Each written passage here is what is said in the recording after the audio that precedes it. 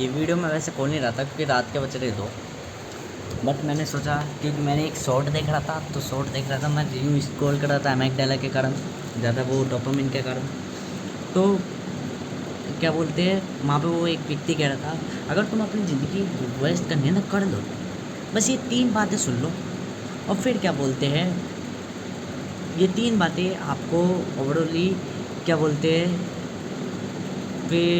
फिर हाँ, तो ये जो 3 बातें सुन लो और जिस समय होगे उस समय काम में होने लग जाओगे। तो देखो मेरा इन्वायरमेंट जो है, पहली बात तो मैं ऑलवेज़ आपको ये रिमेंबर करा दूँ या मैं अपने आप को रिमेंबर करा दूँ या मैं अपने आप की इस सेक्शन को रिकॉर्ड कर रहा हूँ या इस वेरिएंट को रिकॉर्ड कर रहा हूँ कि इस समय मैं क्या सीख रहा हूँ। ये समय क्या है, ये जून का महीना है, शुरुआती दिन है 5 जून 2026 और मैं इन दिनों में क्या सीख रहा हूँ कि इन्वायरमेंट, रहन सहन और चेंज बहुत इंपॉर्टेंट रखता है आपकी लाइफ के लिए। आपकी हैबिट्स बहुत इंपॉर्टेंट रखती है, आपकी स्किल्स बहुत इंपॉर्टेंट रखती है आपकी लाइफ के लिए। बट स्किल्स कहलाती क्या है आपके लिए, क्या बोलते हैं एवरीथिंग जो परफेक्ट चल रही है वो बहुत इंपॉर्टेंट रखती है कि चीज़ों को प्रोडक्टिव बनाओ, चीज़ों को बेहतर बनाओ, चीज़ों को इनोवेट करो, ठीक है। और कई चीज़ें मैटर करती है आपकी लाइफ के लिए और एवरी टाइम आप चेंज करोगे, अपने आप को ग्रो करोगे अपने आप को, और एक स्किल्स पर वर्क करोगे, आपकी हैबिट्स को मेक करोगे और अपने आप को क्या बोलते हैं मॉडिफाइड करोगे। देखो 3 चीज़ें बहुत महत्व रखती है, हैबिट्स बहुत महत्व रखती है, स्किल्स बहुत महत्व रखती है और शायद मनी होती है मेजरली जो भी था। तो ये 3 चीज़ें बहुत महत्व रखती है कि इसकी हार्ड वर्किंग बहुत महत्व रखती है। मनी नहीं, हार्ड वर्क, स्किल्स और हैबिट्स। हैबिट्स है क्या, स्किल्स है क्या और वर्क है क्या। मेजरली आप समझो वर्क मतलब जो भी हम कुछ कर रहे हैं, बट हमारे लिए वर्क क्या कहलाएगा, जब हम कुछ प्रोडक्टिव कर रहे हैं, जब हम कुछ बेटर कर रहे हैं, जब हम कुछ बढ़िया कर रहे हैं, जब हम अपनी लाइफ के रिलेटेड कुछ कर रहे हैं जो हमें खुशी दे रही है, हैप्पीनेस दे रही है। ये हैप्पीनेस क्या है, एवरी सर्कमस्टेंस अलग अलग टाइप की डिफरेंट टाइप की हैप्पीनेस होती है, डिफरेंट टाइप के हम हैप्पीनेस पाते हैं। वीडियो का नाम भी है everything is happiness, her cheese happiness है। मैं आज दिन भर बोर रहता, गाने भी सुन रहा तो मुझे बोरियत सी लग रही, बट मैंने कहा अगर लाइफ इतनी बोरिंग है और बोरिंग चीज़ों में अगर मज़ा उठा लिया जाए तो मैं इस लाइफ को इतनी बोरिंग बना दूंगा कि किसी ने कभी सोची ही नहीं होगी। अगर लाइफ बोरिंग है और बोरिंग में मज़ा आने लग जाए या मज़ा लेने लग जाऊं तो मैं इस लाइफ को इतनी बोरिंग बना दूंगा कि किसी ने इतनी सोची ही नहीं होगी। Don't give up, only you perfect will be make, every circumstance will be achieved. Give up मत करो, परफेक्ट बनते चले जाओ। आप जब तक 100% डेडिकेशन नहीं दोगे, 100% किसी चीज़ को कंप्लीट नहीं करोगे, तब तक आप नंबर 1 सिचुएशन को कभी एक्सेप्ट ही नहीं कर पाओगे, कंप्लीट ही नहीं कर पाओगे और सक्सेसफुल लाइफ कभी पा ही नहीं पाओगे। But that is the loop, ये लूप है एक तरीके का जो हम जैसे एंटरप्रेन्योर समझ लेते हैं। सामान्य व्यक्ति, परफेक्ट व्यक्ति नहीं समझ पाता।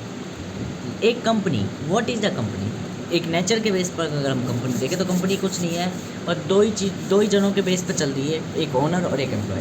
अब ओनर की भी 2 फॉर्म्स है, एम्प्लॉय की भी 2 फॉर्म्स है। ओनर की 2 फॉर्म है, मैनेजर और बॉस, ठीक है, और एम्प्लॉय की 2 फॉर्म है कि वर्कर और यूज़र, कि जो चीज़ों को यूज़ कर रहा है और वर्क कर रहा है। देखो एक ओनर के लिए और एक मैनेजर के लिए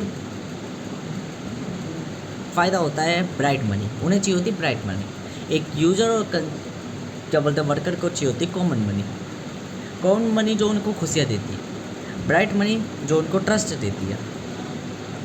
एक मैनेजर जो चीज़ों को मैनेज करता है, कि स्किलफुल होता है, परफेक्ट पर्सन होता है और चीज़ों को बेहतर रूप से चलाता है, ऑपरेटेड करता है। एक बॉस जो कि दुनिया का क्या बोलते हैं एक आइडिया बनाता है, इनोवेट करता है, एक कंपनी बिल्ड करता है और रिस्क लेता है और ज़िंदगी को एब्स्ट्रैक्ट रूप से अपनी मज़े में जी रहा होता है, बिकॉज उसने वो कंपनी बॉर्न करी है, वो कंपनी क्रिएट करी है जिसके बेस पे वो कंपनी उसको दे रही है रिटर्न। एक मैनेजर उसी कंपनी को ऑपरेट करता है, उसी कंपनी को फंक्शनाइज करता है, उसी कंपनी में जो वर्कर्स है उनसे काम करवाता है और उनको काम करवाते करवाते उनको मॉडिफाइड, उनको गोल सेट करवाता है। वहीं एक वर्कर पैसा कमाता है, पैसा कमाने के बाद क्या बोलते हैं ज़िंदगी जीता है, परफेक्ट लाइफ करता है, एक स्किल बनाता है, अपनी इस स्किल्स पर वर्क करता है, कई सारी डिफरेंट स्किल्स मिलकर एक कंपनी को ऑपरेट करते हैं बाय मैनेजर द्वारा। और ये जो साइकिल है, और फिर वो जो एंड टू एंड प्रोडक्ट बनाता है, मार्केट डिमांड अनुसार बनाता है, वो अपनी वांट और डिज़ायर को कई जगह साइड भी रख लेता है या अपने इम्प्लीमेंट भी करता है और कंपनी के लिए मॉडिफाइड करता रहता है, कंपनी के लिए कुछ ना कुछ बनाता रहता है। और ये है वर्कर की लाइफ। क्या वर्कर होना बुरा है? मैं खुद एक वर्कर बनना चाहूँगा, क्योंकि वर्कर के पास एक स्पेसिफिक स्किल होती है, वर्कर को कभी रिस्क नहीं लेना पड़ता, वर्कर की लाइफ कभी भी दुख में नहीं जीती। वर्कर की लाइफ एक स्किल सीख लो, हैबिट बना लो, और skill, habit and hard work अगर तुम पे आ गया, डेडिकेशन अगर तुम पे आ गया, तो योर लाइफ इज़ ब्रिलियंट। तुम और कुछ नहीं करना, तुम्हारी लाइफ की सक्सेसफुल पाथ यही है। मैं खुद एक वर्कर बनना चाहता हूँ, और क्या मेरे अंदर वर्कर वाली ट्रेट है? मैं चाहकर भी नहीं बन सकता, बिकॉज मैं कभी कोई एक स्किल पर टिकता नहीं।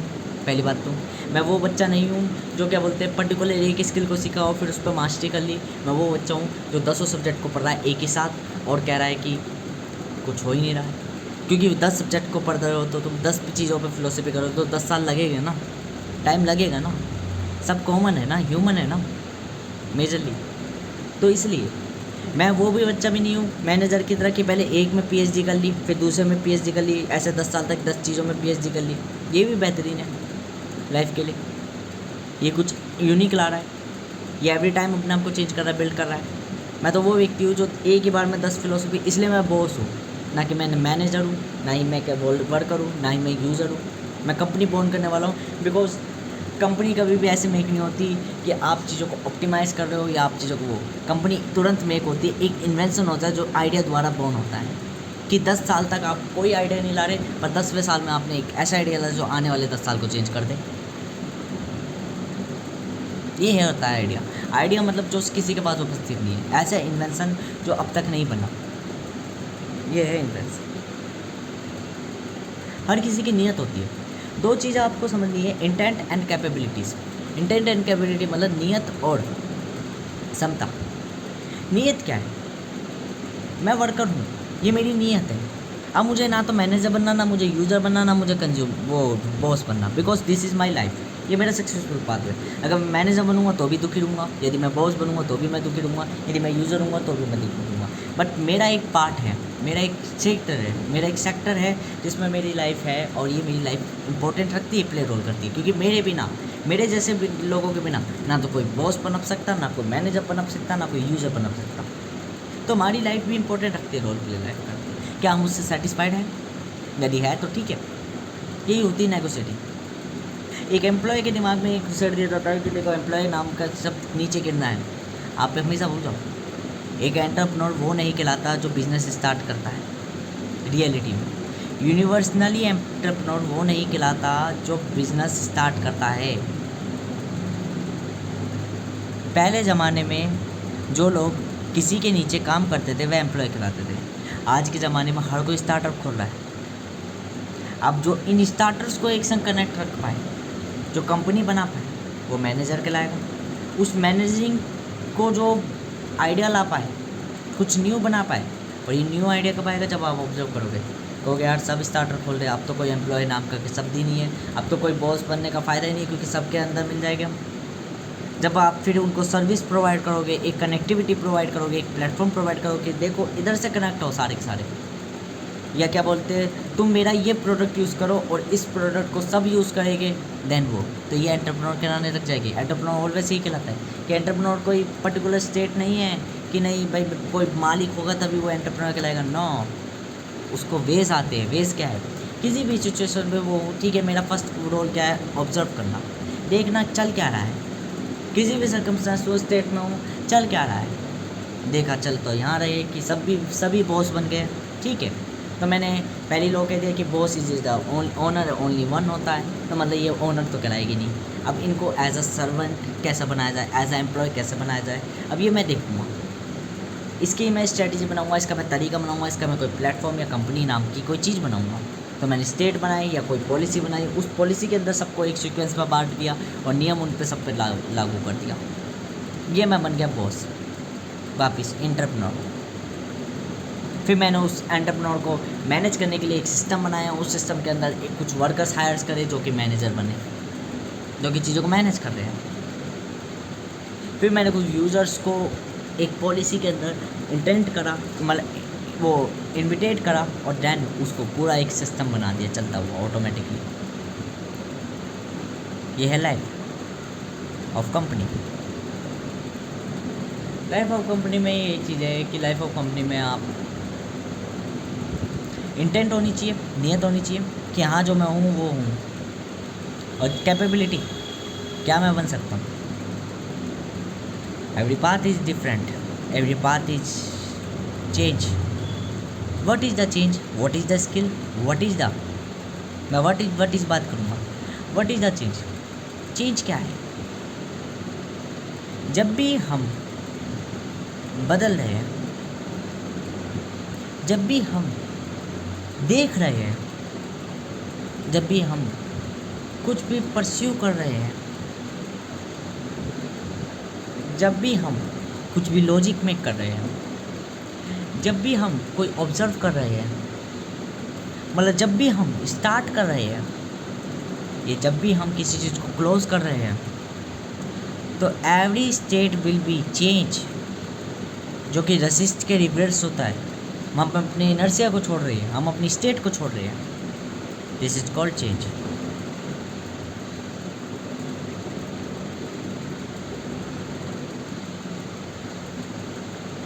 टाइम क्या कहलाता है? एवरी टाइम जब हम किसी चीज़ को रिपीट करते हैं डिफरेंट मैनर से, this is time. Sequential wise है, चेंज हो रहा है, बट कुछ न्यू बना रहे हैं। कब बना रहे हैं? जब हम पहली चीज़ों को ऑब्जर्व कर रहे हैं। तो जो ऑब्जर्वेशन का जो चीज़ बीती है, यही है टाइम। मिस्टेक्स या मिस वेरिएबल्स। और क्या क्या बोला था? What is change, what is time, और व्हाट इज लाइफ। जो भी हम प्ले कर रहे हैं, कोई रोल प्ले कर रहे हैं, कोई एक्ट कर रहे हैं, कोई भी चीज़ कर रहे हैं, ये है एवरी टाइम। दुनिया आपको दिखाएगी चस्का अमीरी का।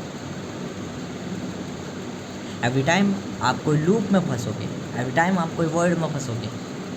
ये सुख दुख का खेल इतना आसान नहीं है। जब तक धरती पे हो, जब तक जीवन में हो, जब तक इस दुनिया में हो, जब तक सुख दुख का खेल कभी ख़त्म नहीं होने का। कभी ना कभी कुछ पाओगे। सपोज करो आपको सुख नहीं चाहिए, आपको फेवर नहीं चाहिए, तो आप कैसे हो जाओगे? आप मेरे जैसे व्यक्ति हो जाओगे कि कभी कभार यूँ सोचोगे, मैं यहाँ क्या कर रहा हूँ, मैं यहाँ क्यों हूँ, अभी भी मेरा क्या काम है इधर, लाइफ इज बोरिंग हो जाएगी। और जब आप सोचोगे कुछ फेवर कमाना है, वो कमाना है, तो आप दुखी हो जाओगे। दुखी मतलब एम्प्टी। जब आपने सोचा कि मैं एम्प्टी में अपने आप को फुलफिल कर रख रहा हूँ, संतुष्ट हूँ, तो आप सोचोगे life is boring, life neutral है, जीरो है। बट जब आप सोचोगे मुझे फुल होना है, मैं अब एक खाली टैंकर हूँ, जब आप ये ना जान जाओगे तो आप दुखी हो जाओगे। कहोगे मुझे सुख पाना है, क्योंकि अभी सुख है नहीं, तो पाना है, तो दुखी हो जाओगे। और फिर तो 3 फेज़ हो गए आपके, न्यूट्रल फेज़, नेगेटिव फेज़ और पॉजिटिव फेज़। जीरो के बाद कौन सा फेज़ आता है? पहले negative phase, then positive phase. हाँ जी, पॉलिनोमियल की जो वैल्यूज़ आती है x², उसमें सबसे पहली जो वैल्यू करेक्ट होती है वो नेगेटिव फेज़ की होती है। वाई? नेगेटिव फेज़ की वैल्यूज़ क्यों करेक्ट होती है? क्योंकि नेगेटिव फेज़ की वैल्यू सबसे नियरेस्ट होती है जीरो के, as compare to positive phase. Why? कोई भी हम डायरेक्शन में चल रहे हैं, मैंने दो स्पीड गई, 2 स्पीड चल रही होगी, एक वैल्यू आई माइनस में, एक वैल्यू आई पॉजिटिव में। मैंने कहा पॉजिटिव वैल्यू ऑलवेज क्रिएट कि वो राइट होएगी, बिकॉज स्पीड ऑलवेज पॉजिटिव होती है, ना कि नेगेटिव। ठीक है, स्पीड ऑलवेज पॉजिटिव होती है, ना कि नेगेटिव। ठीक है, तो स्पीड आ गई पॉजिटिव पे, बिकॉज मैंने उसको डायरेक्शनाइज दी। 2 फैक्टर वहाँ पे वर्क कर रहे थे। बट जब मैं वहाँ पे सिंगल फैक्टर की बात करूँगा, तो सिंगल फैक्टर पे एम्प्लाइज अप एंड डाउन दोनों कर रहा होगा। और जब अप एंड डाउन मतलब कि सबसे नियरेस्ट तो क्या होगा, माइनस में। सपोज़ करो मेरा एक क्वेश्चन था 10th क्लास का, जिसके चक्कर में मैंने अपने सर से कही थी कि मैं 11वीं क्लास में बताऊँगा, पता ही नहीं थी आज तक। एक प्लेन 600 किलोमीटर पर आवर की स्पीड में चल रहा है, वो 600 किलोमीटर उसको कवर आउट करने हैं, 600 किलोमीटर उससे कवर आउट करने हैं, और क्या बोलते हैं उसकी स्पीड बतानी है हमें। उसने अपनी स्पीड में से 200 kilometre per our speed minus करी। जब उसने 200 किलोमीटर पर आवर की स्पीड माइनस करी कुछ आधे घंटे के अंतराल में, तो उसकी कुछ दो वैल्यू निकल के आई। एक तो x is equal to -200 kilometre per hour और x is equal to 400 kilometre per hour. यदि हम देखें तो किलोमीटर डिस्टेंस कितना था, 600 किलोमीटर। 600 किलोमीटर से 200 किलोमीटर पर आवर की स्पीड माइनस हुई, रिड्यूस हुई। अगर हम 600 किलोमीटर में देखें और 200 किलोमीटर पर आवर की स्पीड में देखें तो मैं इसका थोड़ा सॉल्यूशन बताता हूँ। पहली बात तो इसमें मुझे पता चल गया, देखो अगर हम देखें तो डायरेक्टली लिंक करती है स्पीड और टाइम आपस में एक दूसरे से।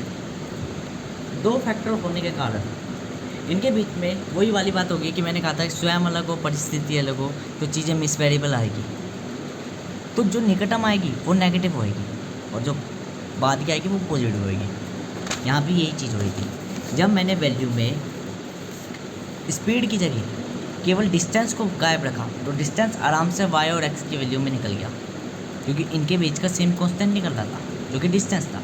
बट जब मैंने स्पीड और टाइम के बीच पे रिलेशन रखा, स्पीड को भी थोड़ा सा गायब रखा और टाइम को भी, मैंने कहा ये 10वीं क्लास का सोल्यूशन का क्वेश्चन था कि x किलोमीटर पर आवर की स्पीड में चल रही है, जिसमें से हमने 200 किलोमीटर पर आवर की स्पीड माइनस करी।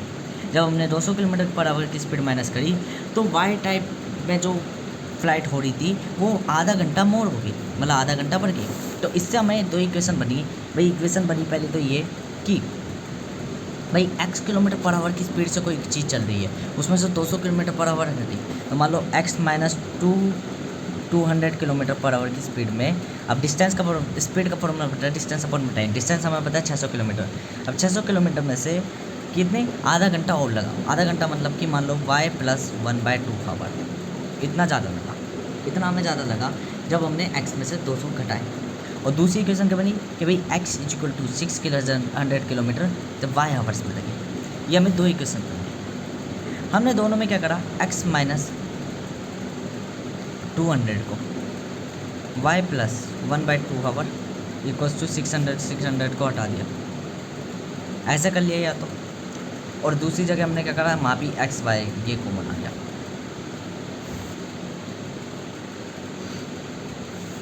अब यहाँ पे क्या होगा, एक इक्वेशन बनी एक्स वाई इंटू प्लस क्या बोलते 1/2 आवर 1/2 प्लस वो माइनस में 200 और माइनस में 100 इक्वल टू एक्स वाई से एक्स वाई कैंसिल हो गया और जीरो आया, जीरो के प्लस में 100 आ गया, 1/2 x/2 माइनस 200 ये आंसर आया। और यहाँ आ गया x minus 400 equals to 200।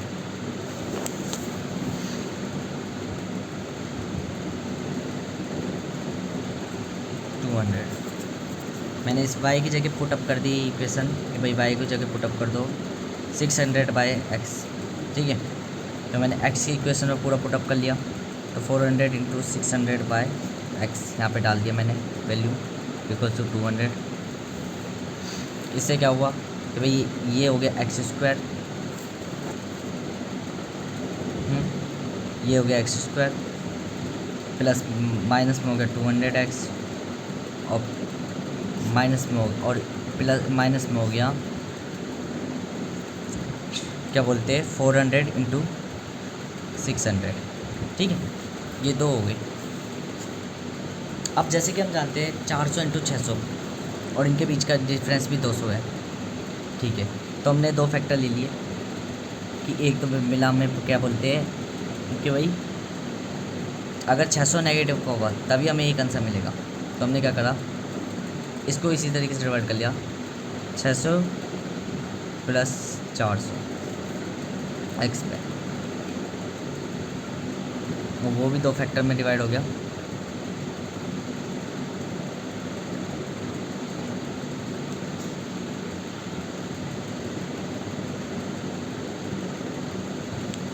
Four 400 into 600 पे कॉमन ले लिया, एक फैक्टर बना 6x माइनस 600 और एक फैक्टर बना x प्लस 400। अब मैं यही बता दूंगा मैं कि मेरी कैलकुलेशन जो है वो कभी रॉन्ग नहीं कहलाती, जो मैं फिनोमिनास बताता हूँ, फिलोसफी से बताता हूँ। मानता हूँ मैं मैथमेटिक्स में कभी भी लॉजिकल वैसे नहीं बताता, क्योंकि मैं सीक्वेंस में, क्योंकि मैं एक फिजिशियन हूँ, पहले बताऊँ, एक फिलोसोफर हूँ। मैं कोई एक टिंकरिंग मशीन नहीं हूँ परफेक्ट जो कैलकुलेशन कर रही है बिल्कुल गणनाओं की तरह। मैं एक इम्परफेक्ट पर्सन हूँ, एक रियल पर्सन हूँ, लाइफफुल पर्सन। मैं कोई छायावी व्यक्ति नहीं हूँ, परछायावी व्यक्ति हूँ। तो मेजरली जैसे x माइनस 600 मैंने बताया और x प्लस 400 मैंने कहा नेगेटिव नंबर। अब ये देखो equals to 0, x is equal to minus 400, distance है ये सारे के सारे, डिस्टेंस निकल रहे, वो सॉरी स्पीड निकल रही है, स्पीड, ठीक है, किलोमीटर पर आवर,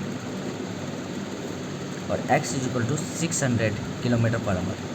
अब हमें पता है सॉल्यूशन के आंसर अनुसार रियलिटी में आंसर यही होना चाहिए कि 600 किलोमीटर पर आवर की स्पीड ही होना चाहिए, ठीक है, क्योंकि 600 में से जब 200 किलोमीटर घटेगी तभी तो आधा घंटा बढ़ा, ठीक है।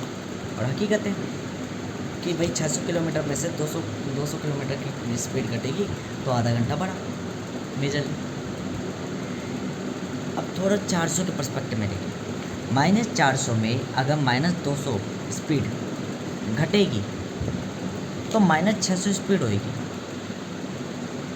माइनस 400 में यदि माइनस 200 स्पीड घटेगी तो माइनस 600 स्पीड होगी। वैल्यू दोनों एक दूसरे को फुलफ़िल कर रही है, बट एक वेरिएबल्स के साथ कनेक्टेड है। ये मिस वेरिएबल्स पैदा हुए ना, दोनों गलतियाँ पैदा हुई है, दोनों मिस वेरिएबल पैदा हुए, बट एक मिस वेरिएबल फुलफ़िल कर रहा है एक वेरिएबल को। अगर मैं यूँ कहूँ माइनस 600 में अगर माइनस 200 स्पीड को ज्वाइंट कर दिया जाए, या मैं यूँ कहूँ कि एक्यूरेटली अब अगर नियरेस्ट पॉइंट देखा जाए प्रेजेंट टाइम में तो कौन सी वैल्यू रियल है, माइनस 400। और अगर मैं इल्यूज फॉर्म में यूँ कहूँ, मान के चलो इसको थोड़ा लॉजिकल समझते हैं। एक फंक्शन सीधा चल रहा है स्पीड में, मैंने कहा ये बहुत तेज़ी से चल रहा है 600 किलोमीटर पर, ये किसी एक्स अमाउंट एक्स टाइम पे वाई टाइम पे अपनी स्पीड डिस्टेंस कवर कर ले रहा है, ठीक है। मैंने कहा इसने 200 किलोमीटर कवर वो कर ली, जिसके कारण इसको आधा घंटा रेट लगा। अभी पूरी सिचुएशन अपना अपना कंप्लीट है, परफेक्ट सिस्टम है। यहाँ पॉलिनोमियल का फॉर्मूला लगेगा फंडामेंटल कि भाई 600 किलोमीटर पर आवर की स्पीड से चल रहा होगा, सपोज करो। हमने इसको एडन कर लिया कि भाई कितनी किलोमीटर पर आवर की स्पीड से चल रहा है। हमें डिस्टेंस पता थी 600 किलोमीटर, हमने कहा इतना है, 200 किलोमीटर घटाने के बाद आधा घंटा बढ़ गया। मैंने कहा ठीक है, लॉजिकल सोचो, 200 किलोमीटर घटाने के बाद स्पीड आधा घंटा बढ़ गया। आधा घंटा कब बढ़ रहा है, जब 200 किलोमीटर स्पीड घट रही है, मतलब किसी एक अमाउंट में से 200 किलोमीटर पर आवर की स्पीड घट रही है, जिसके कारण इतना प्रभाव पड़ा कि आधा घंटा बढ़ गया। कितने डिस्टेंस पे, 600 किलोमीटर। तो हमें पता चल गया, सीक्वेंस पता चल गया ब्रेन में कि 600 किलोमीटर जो डिस्टेंस है वो किसी पर्टिकुलर हावर में या टाइम पे ख़त्म हो रहा होगा। मान लो वो वाई टाइम पे ख़त्म हो रहा होगा, उस वाई टाइम में आधा घंटा बढ़ गया 200 किलोमीटर के प्रभाव से। 200 किलोमीटर पर आवर की स्पीड का मतलब ये है, मान लो 1 घंटे में वो 200 किलोमीटर कवर करता है, 1 घंटे में। मैंने कहा आधा घंटा बढ़ गया, आधा घंटा मतलब कि उसने कवर आउट कितना करा, 100 घंटा है, 100 घंटा नहीं, 200 दूनी 400। 400 का नेगेटिव पॉइंट मारा आपको। अगर 400 का नेगेटिव पॉइंट मारेगा मतलब कि 400 का नेगेटिव पॉइंट मारेगा मतलब कि उसने 200 किलोमीटर आवर स्पीड जब रिड्यूस करी, तो रिड्यूस करने से 400 किलोमीटर पर आवर स्पीड वाला घंटा हावर, देखा ना, स्पीड इन्वर्सनली है टाइम के, टाइम आधा घंटा बढ़ रहा है, आधा घंटा बढ़ रहा है, आधा घंटा बढ़ रहा है, मतलब कि 1 घंटे में 200 किलोमीटर पर आवर स्पीड थी, 1 घंटे में 200 किलोमीटर। अभी 1 घंटे का आधा हुआ है तो टाइम कितना होगा, वो स्पीड कितनी होगी, दुगनी, दुगनी होगी। स्पीड का इन्वर्सनल ही है ना टाइम। टाइम कितना हुआ 1 घंटे में? स्पीड का फॉर्मूला देखा 200 kilometre per our. Kilometre per our, kilometre per our. 1 घंटे में 200 किलोमीटर कवर करेगा। कितना घंटा फालतू लगा है? आधा घंटा। आधा घंटा 1 घंटे का कितना हिस्सा है? आधवा हिस्सा है। ये आधा हुआ है। और हमने पढ़ा स्पीड इन्वर्सनली टाइम की, तो स्पीड कितनी हो जाएगी? दुगनी। 400 किलोमीटर डिस्टेंस अगर और कवर आउट करेगा तो एक्स के अमाउंट को पहुंचेगा। एक्स के अमाउंट 400 किलोमीटर और, मतलब ये अभी हमारे पास है नहीं, ये है नहीं तो ये नेगेटिव है। नेगेटिव सबसे नियरेस्ट पॉइंट का इसका किसकी हिंट मिली? नेगेटिव की। और जब नेगेटिव की मिली तो पॉजिटिव हमें ऑलवेज पता चल गई 600 किलोमीटर पर आवर की स्पीड का टोटली डिस्टेंस था, कि 600 किलोमीटर 1 घंटे में कवर हो रहा था 600 किलोमीटर पर आवर की स्पीड में, जिसके बेस पर वो फोर सीक्वेंसेस थी, क्योंकि घंटे बढ़ भी सकते थे, डिस्टेंस बढ़ भी सकता था, but 400 kilometre per our speed ये बता रही थी कि 200 किलोमीटर रिड्यूस होने पे ये फिक्स डिस्टेंस पे कितना वो करेगी। मतलब कि 400 किलोमीटर ये डिसाइड कर रही थी कि रिड्यूस होने के बाद कितना इफेक्ट पड़ रहा था। और इफेक्ट पहले पड़ता है, प्रभाव बाद में मिलता है। एक कांस्टेंट परफेक्ट चीज़ बाद में बनती है, पहले कोई चीज़ इम्परफेक्ट होती है, कोई चीज़ पहले नेगेटिव होती है, देन पॉजिटिव बिल बैक होती है। क्या पहले प्रोटॉन में कोई है, इलेक्ट्रॉन में कोई है? तो मैं सीधा आंसर दूँ, पहले इलेक्ट्रॉन में दूँगा, क्योंकि जब आप अल्फ़ा रेस निकालोगे ना तो सबसे पहले बीटा रेस निकल जाएगी आराम से। ये आप प्रैक्टिकली ट्राई कर सकते हैं।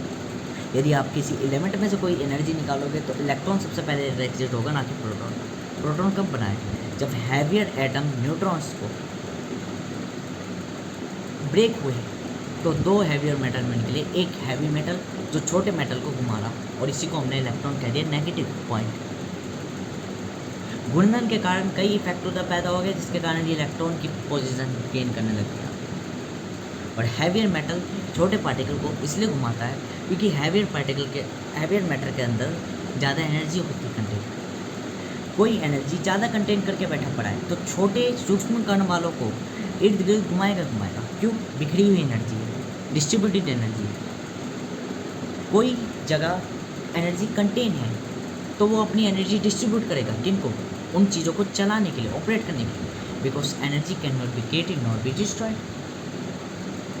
कि एनर्जी केवल ट्रांसफर होती है। मान लो मेरे पास कई सारी एनर्जी है पर मुझे फ्लो करना है, तो फ्लो करने के लिए क्या करूँगा? मैं दूसरी चीज़ों को फ्लो कराऊंगा, तभी तो मेरी एनर्जी डिस्ट्रीब्यूट होगी, तभी तो मेरी एनर्जी लूज होगी। और एवरी टाइम एवरी मैटर, एक रूल और बांध लो कि every matter every time change होता रहता है। मतलब कि एवरी टाइम वो फ्लो करना चाहता है अपने आप को, और ना ही वो फ्लो रह पाता। बिकॉज जब वो फ्लो रहता है तो वो दुखी रहता है, तो वो अपने आप को वापस। तो ये एक कंटिन्यूस लूप है कि हम अपने आप को कंसंट्रेट करते रहते हैं, फिर हम रिफ्लेक्ट कर लेते हैं, फिर बिखेर लेते हैं, फिर बना लेते हैं, फिर बना लेते हैं, फिर उखाड़ देते हैं। और यदि कोई व्यक्ति ये सोचता है मैं सबको जोड़ ही रहा हूँ, तो ज़िंदगी उसकी लिमिटेड है और ये रियलिटी है। और जो व्यक्ति इस चीज़ पे काबू कर लिया वो लाइफ पे भी काबू कर लेगा, वो अमर भी हो जाएगा। वो क्या अमर हो जाएगा? जिस व्यक्ति ने ये समझ लिया कि मैं कभी ग्रो करूँगा, कभी लॉस करूँगा, और जो लाइफ जीना सीख लिया, जिसने लाइफ की वैल्यू समझ ली, वो व्यक्ति अमर है। वो व्यक्ति क्या बोलते हैं, वो है अमर, मतलब कि इमोर्टल है। बिकॉज वो लाइफ का तोड़ बना देगा, वो टाइम मशीन बना देगा। वो व्यक्ति क्या बोलते हैं, जो इस व्यक्ति ने चेंज की सीढ़ी समझ ली, जिसने सिस्टम को समझ लिया, उसे सिस्टम सब कुछ दे देगा।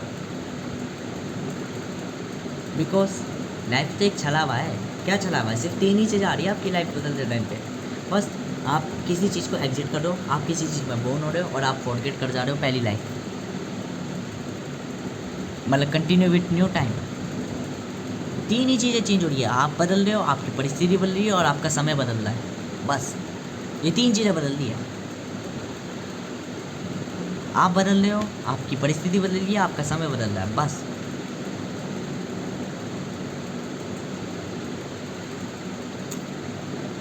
यही चल रहा है कि लाइफ क्या है, एक तरीके का वेब है।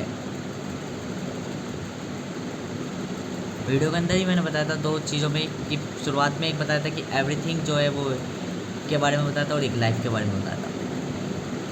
दुनिया आपको दिखाएगी, आप अच्छा वे चुनो, बट ये मैं चुनूँगा।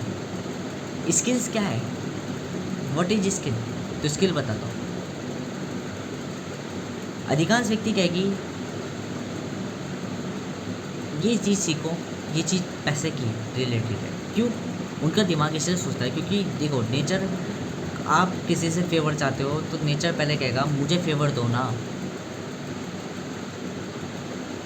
अगर आपसे किसी को फेवर चाहिए तो आप भी कहोगे मुझे फेवर दो। लाइफ ऐसी है, सिस्टम ऐसा ही है, उसके लिए हमें वर्क करना पड़ता है।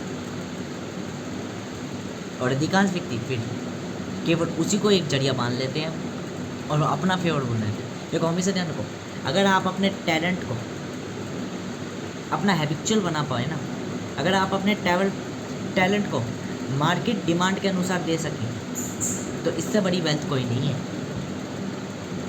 रियलिटी है ये। अगर आप अपने टैलेंट या अपनी स्किल को, स्किल क्या है? मेरी इंजीनियरिंग, मेरी सेल्फ लर्निंग, मुझे क्या आता है ये इंजीनियरिंग है। अब मुझे जो आता है, मेरे जैसे 10 पनपे हो गए, मेरे जैसे समान विचार रखने वाले, मेरी जाति वाले लोग भी पनपे हो गए ना। बस मुझे यही आइडेंटिफाई करना है। या तो मैं खुद से कुछ चीज़ खुद बना लूँ, यदि मैं एक फिलोसोफर, और यदि मुझे कोई चीज़ मैं किसी और चीज़ के लिए बनाऊँ तो वो चीज़ मैं ढूंढूँ, फाइंड करूँ। This is my skill. Skill वो नहीं कहलाती कि कोई व्यक्ति अगर इंजन ठीक कर रहा हो, मैं इंजन ठीक करने में ठीक नहीं हूँ और मैं समाज को देख के इंजन ठीक कर रहा हूँ, तो वो मेरी मजबूरी है। मजबूरी का नाम तो महात्मा गांधी कहा जाता है भारत में कि चल ही रहा है जुगाड़। पर हम कुछ बनाने के लिए बैठे हैं। हमें क्या, हमें अपनी स्किल्स ढूंढनी है। हम किसी चीज़ पे लगे। मान लो मैं क्या बोलते हैं, सपोज़ करो मैं एक सिंगर हूँ, मुझे गाना गाना पसंद है। क्यों? मैंने देखा लोगों ने इंस्ट्रूमेंट बना रखे हैं, इंस्ट्रूमेंट से ये ध्वनियाँ निकलती है आज के ज़माने में, और ये ध्वनियाँ मुझे अच्छी लगती है और मैं भी संगीत गा रहा हूँ। सपोज़ करो मैं संगीतकार हूँ। वैसे मुझे संगीत से अब नफरत होने लगती है क्योंकि संगीत सब गाने लग गए हैं, और जहाँ सब गाने लग जाते हैं मैं सोचता हूँ मैं नहीं डेवलप कर रहा इस स्किल को। और रियलिटी में मुझे गाना नहीं आता था। पहले मैं सोचता था मैं तो केवल गुनगुनाता इसलिए हूँ क्योंकि मेरा मन करता है, और मुझे जब गाना आता ही नहीं तो मैं इस चीज़ को छोड़ दूँगा, फॉरगेट कर दूँगा, because this is not my skill. बस ये मैंने आइडेंटिफाई कर लिया और दैट इज़ माई गॉल कि मुझे गाना गा के कोई झंडे नहीं गाड़ने, और जिसको गाड़ने हैं वो गाड़ेगा, वो मेरे कहने के बाद भी गाड़ेगा, और उसकी लाइफ है।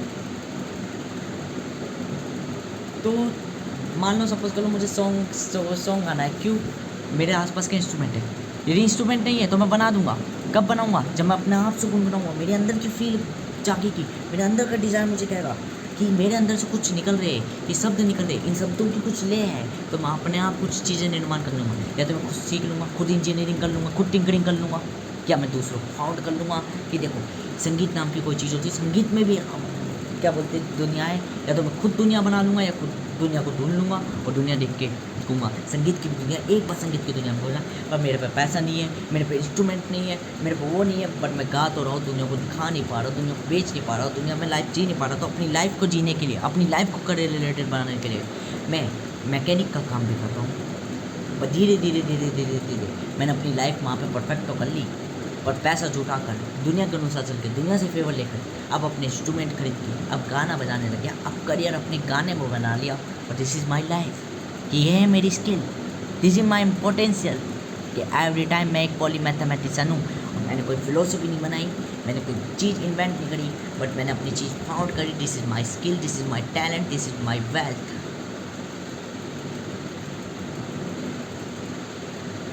ये है लाइफ। बाकी लाइफ ऑफ चंक में मैंने बता रखा था कि मैं कौन हूँ। और दूसरी चीज़, इस वीडियो के 2 टाइटल हो गए। फर्स्ट इसके शुरुआत में होगा जो कि क्या बोलते हैं एवरीथिंग से रिलेटेड होगा। सेकंड टाइटल होगा लाइफ से रिलेटेड, और दोनों इसके नाम रखूँगा।